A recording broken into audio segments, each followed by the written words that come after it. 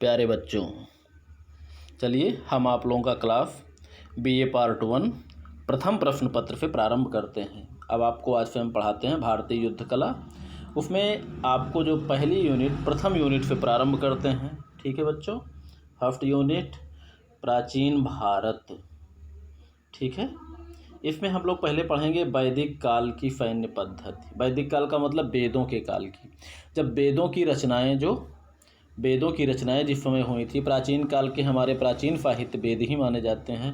प्राचीन भारत का मतलब ये है कि उस समय का राज्य जब भारत में केवल हिंदुओं का राज्य होता था। जैसे भारत के इतिहास जो है 3 भागों में बटा हुआ है, प्राचीन भारत, मध्यकालीन भारत और आधुनिक भारत। प्राचीन भारत में हिंदुओं का राज्य, मध्यकालीन भारत मुस्लिमों का राज्य, आधुनिक भारत अंग्रेजों का राज्य। ठीक है बच्चों, सामान्य तौर पर आप लोग केवल इतना जानिए। इसमें हम लोग जो कुछ भी पढ़ेंगे, पहले वैदिक काल की सैन्य पद्धति। इसका कालक्रम है 1500 से 800 ईसा पूर्व तक। कभी कभी आप लोगों से पूछा जाता है प्रश्न में, वैदिक काल का कालक्रम क्या है, कालावधि क्या है। तो ठीक है बच्चों, 1500 ईसा पूर्व से 800 ईसा पूर्व तक, इसको आप लोग याद रखिएगा। चलिए हम आगे बढ़ते हैं। इसमें वैदिक काल से सबसे पहले सामान्य परिचय के बारे में जानते हैं। इसको हम लोग थोड़ा सा बड़ा कर लेते हैं बच्चों, ताकि आप लोगों को स्पष्ट रूप से दिखे। चलिए, सामान्य परिचय जो है, सबसे पहले वैदिक काल आप लोगों को मालूम ही है कि जो हमारे वेदों में लिखा हुआ है। वेद हमारे कितने हैं? 4। कौन कौन? ऋग्वेद, सामवेद, यजुर्वेद, अथर्ववेद। ठीक है बच्चों, सबको मालूम होगा। ऋग्वेद, सामवेद, यजुर्वेद, अथर्ववेद, 4 वेद हैं हमारे। और इसमें जो प्राचीन वेद है, सबसे प्राचीन वेद है या प्राचीनतम साहित्य है, वो है हमारा ऋग्वेद। ठीक है बच्चों, अब देखिए हमारा वैदिक काल का प्रारंभ कहाँ से माना जाता है? जब से आर्य भारत में आने लगे, आर्यों के आगमन से वैदिक काल का प्रारंभ होता है। आर्य जो है अनेक काबिलों में बटे हुए थे। ठीक है, और ये काबिलों को जन या गोफ्ता कहा जाता है। इतना ध्यान दीजिएगा, काबिलों को जन या गोफ्ता कहा जाता है। इसमें जो प्रमुख काबिले थे, अनु, दुह्य, यदु, तुर्बफ, पुरु, मुदगल आदि, ये सभी विभिन्न काबिलों की अलग अलग जातियां थी, अलग अलग काबिलों के वर्ग थे, सबका अलग अलग नाम था इसमें। और इस काल का, वैदिक काल का जो सबसे बड़ा युद्ध था वो था दशराग्य युद्ध, जो कि परुष्णी नदी के किनारे लड़ा गया था। परुष्णी नदी का आज हम लोग जानते हैं, परुष्णी नदी को रावी नदी के नाम से। आज परुष्णी नदी का नाम रावी नदी है। ठीक है बच्चों, ये रावी नदी के किनारे लड़ा गया था। और इस युद्ध में उस समय 66,066 लोगों के मारे जाने की संभावना व्यक्त की जाती है, या मारे जाने का प्रमाण हमें मिलता है। तो ये वैदिक काल का सबसे बड़ा युद्ध था, दशराग्य युद्ध। कभी कभी प्रश्न में आप लोगों से पूछा जाता है कि वैदिक काल का सबसे बड़ा युद्ध क्या था। तो बच्चों इसके लिए आप लोग तैयार रहिए। चलिए हम लोग आगे बढ़ते हैं। ठीक है, ओके बच्चों, हम लोग आगे बढ़ते हैं।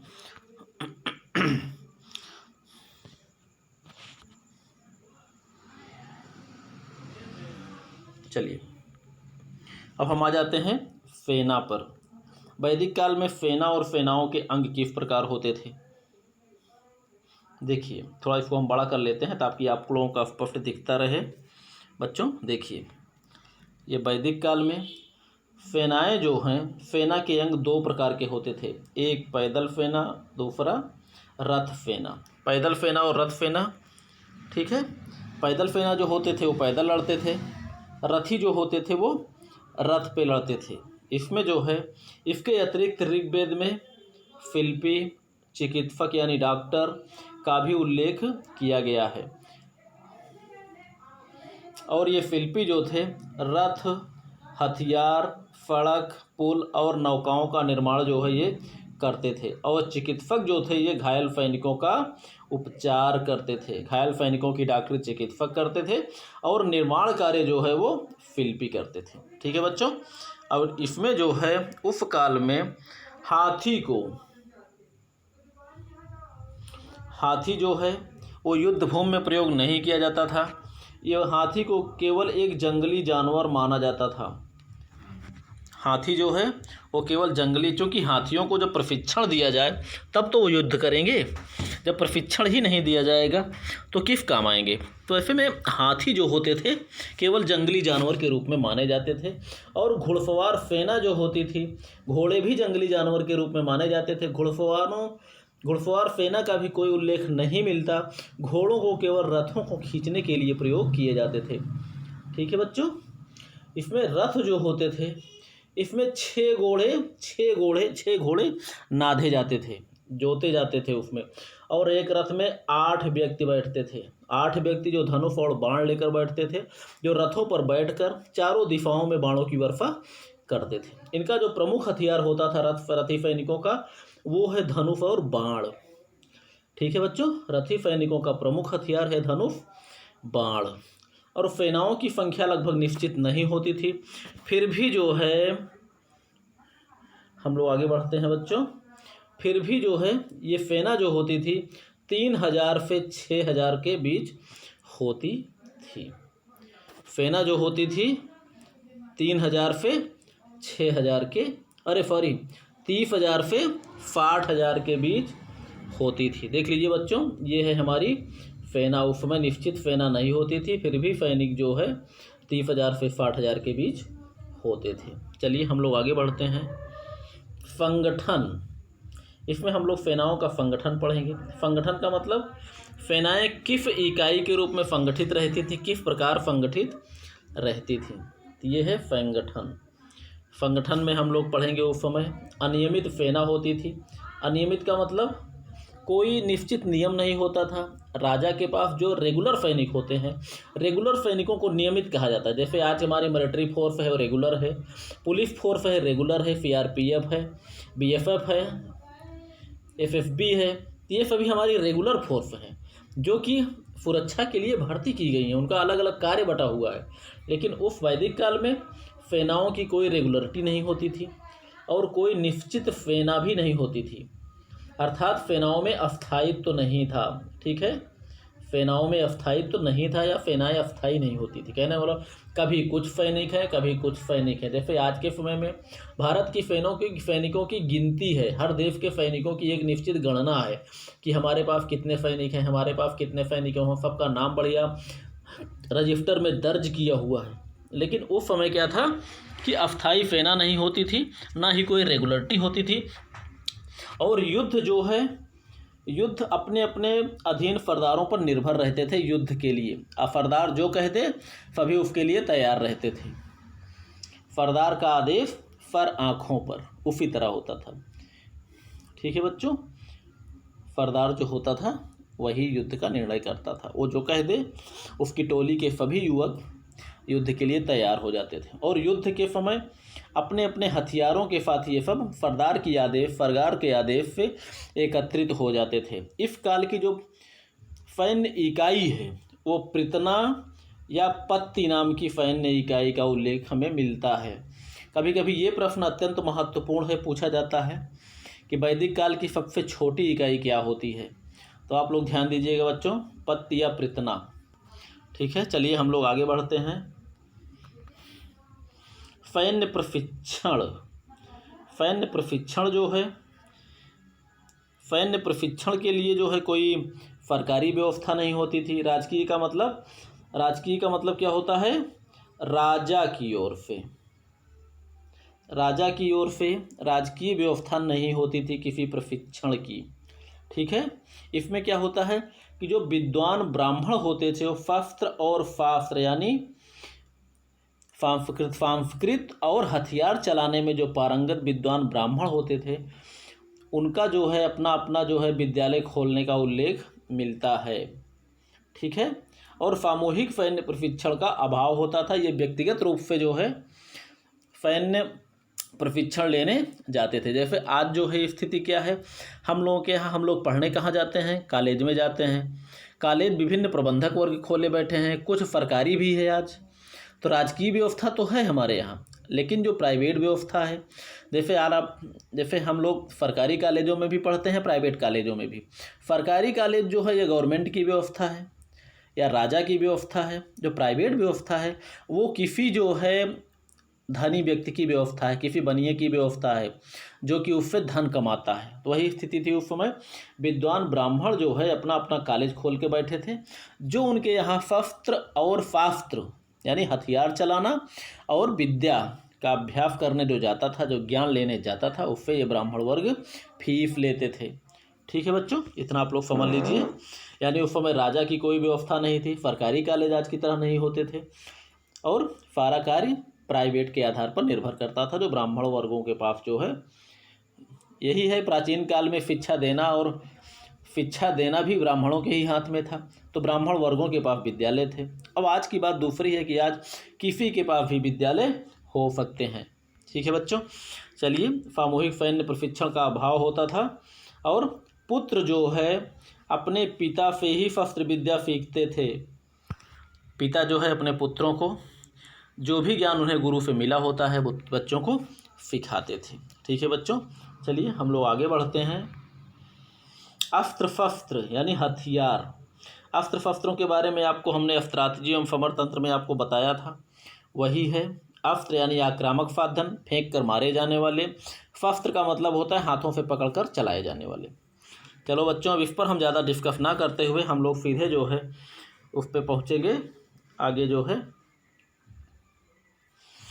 शस्त्रों पर, इसमें प्रमुख रूप से जो शस्त्र थे धनुष, बाण, तलवार, भाला, बल्लम, मुगदर, छुरा, बर्छा, फरसा, कटार आदि। आदि कहने का मतलब ये सभी हथियार उस समय वैदिक काल के प्रमुख हथियार हुआ करते थे। इसके अतिरिक्त भी शत्रु को परेशान करने के लिए ये लोग विभिन्न प्रकार के जालों का प्रयोग करते थे, जैसा कि अथर्ववेद में वर्णित है। अथर्ववेद सबसे बाद का वेद है, लेकिन अथर्ववेद में ही ये वर्णित है कि शत्रु को परेशान करने के लिए जालों का प्रयोग किया जाता था। और सुरक्षा के लिए टोप एवं ढाल। टोप का मतलब जो सर में लगाया जाता था, और ये टोप और ढाल जो तलवार का वार रोकते हैं। आप सब लोग जानते हैं तलवार का वार जिस पे रोका जाता है वही है ढाल। आप लोगों ने फिल्मों में देखा होगा, गोले आकार की होती है, एक हाथ में तलवार और एक हाथ में सैनिक ढाल पकड़कर युद्ध करते हैं। तो ये ढाल उस समय होती थी जो कि दोनों चमड़े के बने होते थे। सर पर लगाए जाने वाला टोप यानी सर की सुरक्षा के लिए, और तलवार के वार को रोकने के लिए ढाल चमड़े के बने होते थे। और ये हथियार जो होते थे उस समय तांबे एवं कांसे के बने होते थे। सबसे पहला हथियार जो है वो कांसे का छुरा माना जाता है। कभी कभी ये प्रश्न पूछा जाता है कि सबसे प्रथम हथियार क्या था, तो उसमें बच्चों छुरा था जो कि कांसे का बना होता था। इतना आप लोग याद रखिएगा। चलिए हम लोग आगे बढ़ते हैं। दुर्ग एवं आयुधागार। दुर्ग क्या है हमने आपको बताया था शब्दावलियों में। दुर्ग का मतलब होता था किला। दुर्ग जो है वो है किला। आयुधागार का मतलब होता है जहाँ पर हथियार रखे जाते हैं, हथियारों को रखने का स्थान, वो है आयुधागार, जहाँ पर हथियार रखने का स्थान। ठीक है बच्चों, इतना आप लोग समझ में आ गया होगा। दुर्ग यानी किला, आयुधागार का मतलब होता है शस्त्रागार जिसे हम लोग बोलते हैं, जहाँ पर हथियार रखे जाते हैं। ठीक है, चलिए हम लोग आगे बढ़ते हैं। इसी में आर्य जो होते थे उनके पास दुर्ग नहीं होते थे। आर्य चूँकि बाहर से आए थे तो उनके पास दुर्ग कोई लेकर तो आएंगे नहीं। यहाँ पर उन्होंने किया क्या, जो यहाँ के मूल निवासी अनार्य थे उन्हीं के दुर्गों पर आक्रमण करके इन्होंने अधिकार किया। और ये दुर्ग जो होते थे प्रायः पत्थर एवं ईंटों के बने होते थे। इतना ही नहीं, दुर्ग का मतलब होता है चारों तरफ से सुरक्षित करने के लिए, अभी न चलाए गोरा, सुरक्षित करने के लिए आवरण। ठीक है, तो चारों ओर खाइयाँ खोदने का भी उल्लेख इस काल में मिलता है कि चारों तरफ चारों गड्ढे खोद दिए जाएं ताकि अंदर कोई आक्रमणकारी ना हो आने पाए, चाहे दुर्ग हो चाहे जो हो। ठीक है बच्चों, इसी प्रकार ये प्रयोग किया जाता था, ऐसा ये लोग करते थे। ठीक है बच्चों, पूरा हो जाए। देखो हम लोग आगे बढ़ते हैं। दफराग युद्ध। बच्चों दफराग युद्ध के बारे में आपको हम थोड़ा सा बताएंगे, क्योंकि इससे प्रश्न आप लोगों को जरूर पूछा जाता है।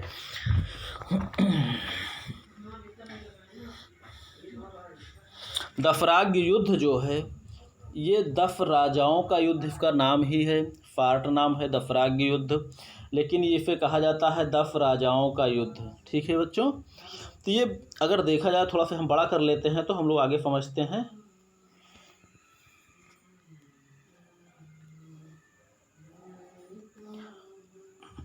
ये जो है वैदिक काल का, अभी हमने बताया था सामान्य तौर पे, सबसे बड़ा एवं सबसे भयानक युद्ध था, जो कि परुफणी नदी के किनारे लड़ा गया था। परुफणी नदी उस समय नाम था, आज उसको हम लोग रावी नदी के नाम से जानते हैं।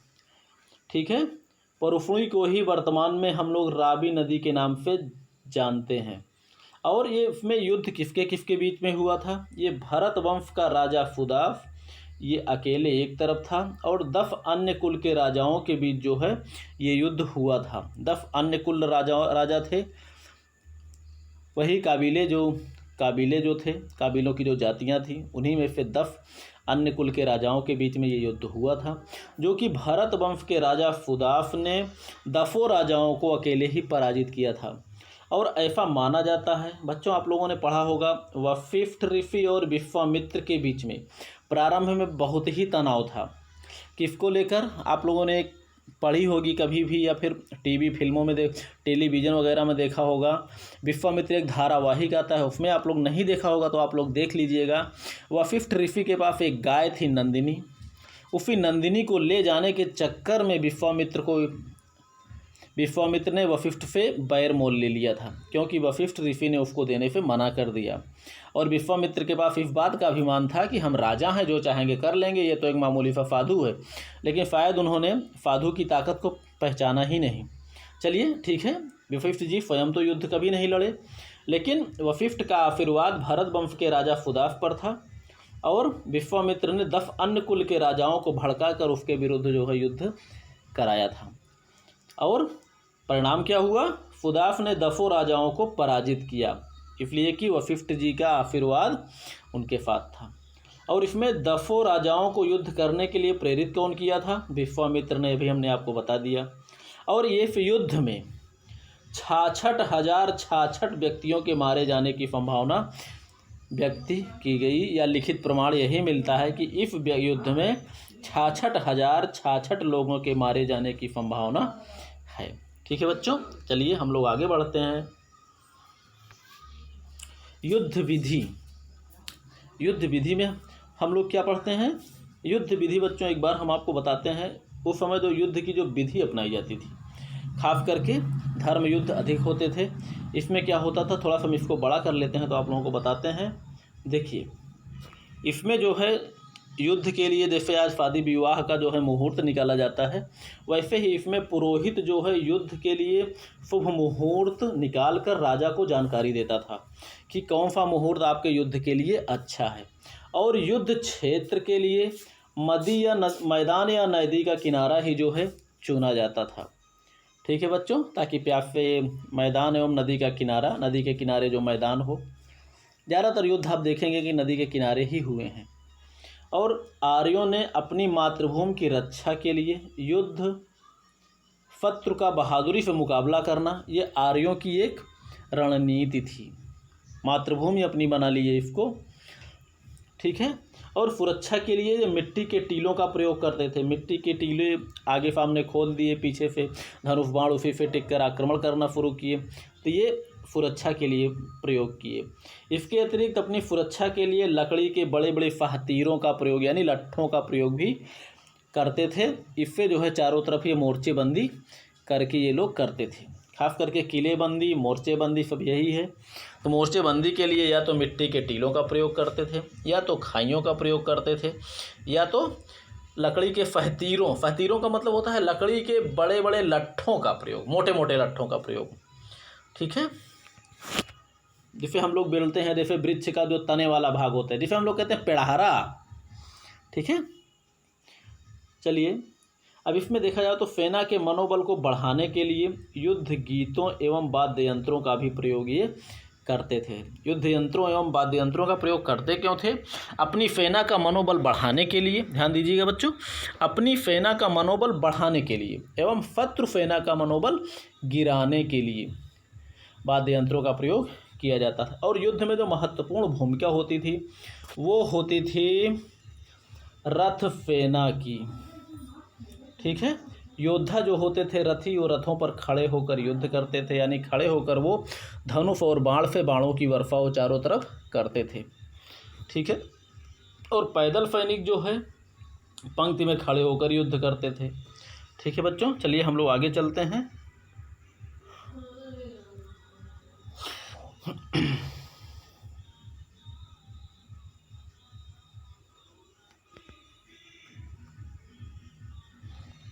पैदल सैनिक पंक्ति में खड़े होकर युद्ध करते थे, जैसे हम लोग भी बताए हैं अभी आपको। पुरोहित जो है प्रार्थना एवं मंत्रों से राजा के विजय की कामना करता था। ठीक है, पुरोहित जो होते थे वो अपने मंत्रों से भगवान से प्रार्थना करते थे, भगवान हमारे राजा को विजयी दिलाइए। ठीक है, तो विजय की कामना ये करते थे। और विजय मिलने पर संपूर्ण राज्य में उत्सव मनाया जाता था। उत्सव का मतलब जैसे आजकल हम लोग कोई लाभ प्राप्त कर लेते हैं तो पार्टी करते हैं, तो उसी तरह जो है उस समय संपूर्ण राज्य में उत्सव मनाया जाता था। बच्चों, विजय मिलना और पराजय मिलना ये दोनों बड़ी ही गंभीर बातें होती हैं, क्योंकि विजय मिलने पर जहाँ एक तरफ उत्सव होता है, वहीं पर पराजय मिलने के बाद दोस्तों राज्य उजाड़ दिए जाते हैं, नगर के नगर फूंक कर जला दिए जाते हैं अत्याचारी राजाओं के द्वारा। यानी एक हफ्ता खेलता राज्य थोड़ी ही देर में युद्ध में हारने के बाद खंडहर में तब्दील कर दिया जाता था। सोचिए कितनी भयानक सी बात है। इसलिए युद्ध से किसी का भला होने वाला नहीं है। ठीक है बच्चों, चलिए हम लोग आगे चलते हैं। वाद्य यंत्र, उस समय जो है प्रमुख वाद्य यंत्रों को बजाया जाता था। वाद्य यंत्र बजाने का उद्देश्य क्या होता था, देखिए इसमें हम लोग जो पढ़ेंगे, इसमें वाद्य यंत्र को बजाने का उद्देश्य जो होता था अपनी सेना का मनोबल बढ़ाना, पहला। उसके बाद शत्रु सेना का मनोबल गिराना, ये दूसरा उद्देश्य था। और इस समय प्रमुख वाद्य यंत्र जो थे वो थे दुंदुभी, क्रंद, धौंसा, ये प्रमुख वाद्य यंत्र होते थे उस समय। ठीक है बच्चों, चलिए हमारे विचार पे अब समाप्त हो गया।